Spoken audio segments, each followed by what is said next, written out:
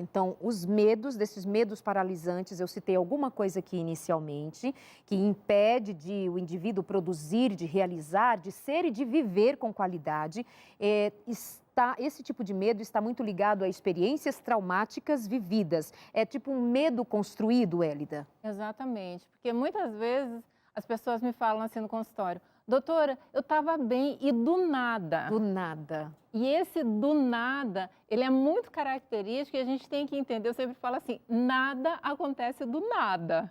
Quando você para pensar nessa questão emocional, sempre vai ter uma causa, sempre vai ter uma origem. E a gente tem que entender o seguinte, Darleide, que as nossas experiências, elas não são resultado do aqui e do agora.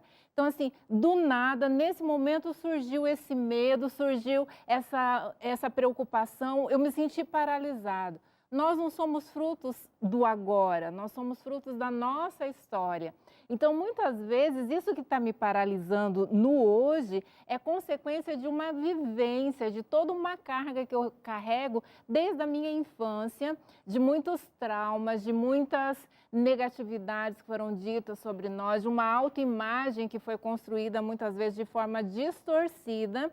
E toda essa minha história me traz até onde eu estou agora, com as minhas conquistas e com os meus medos, com aquilo que me paralisa. Então, eu preciso dar uma visitada no meu passado, no meu histórico e ver o que está me paralisando. Não é simplesmente agora, agora é consequência de toda a minha história. Então, precisa ter essa visita lá de trás, de onde, diríamos assim, a origem do que eu sinto agora. Mas o que a gente faz com esse passado? O que acontece? Como é que a gente visita e como é que a gente trabalha esse passado? Porque vocês sabem, muitas vezes a gente estuda e dá o diagnóstico. Olha, você tem medo, isto e aquilo mais, identifica o trauma.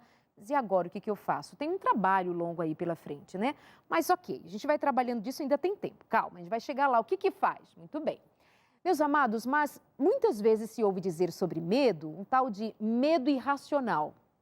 É justo chamar de medo irracional? É porque não é pensado? É porque não é entendido? O que a gente chama de medo irracional? O meu temor é que o pobrezinho, gente, ele está sentindo medo e ele ainda dá conta desse irracional. Dá a impressão de que ele não tem função de pensar a respeito do medo que ele sente. É isso? Doutora? Eu fico no ping-pong. Pois não, Hélida. Então, na realidade, muitas vezes a gente tem dificuldade de localizar, de encontrar qual é a origem. Okay. Até porque, quando a gente para pensar sobre traumas, existem traumas que eles são tão severos que a gente tem tanta dificuldade de lidar com eles, que é como assim, se a gente não conseguisse olhar para ele e tivesse dificuldade de voltar, né? Até mecanismos de defesas do nosso eu nos protegem de estar voltando a essas questões. E aí, Darleide, eu sempre falo sobre a importância do autoconhecimento. Quando eu passo por um processo de autoconhecimento e eu consigo olhar a minha história e me localizar enquanto criança, o que foi que aconteceu lá no meu passado, na minha adolescência, na minha juventude, enfim, nas diversas fases da vida, eu começo então, por esse processo de autoconhecimento, ver quais foram os capítulos desafiadores da minha vida.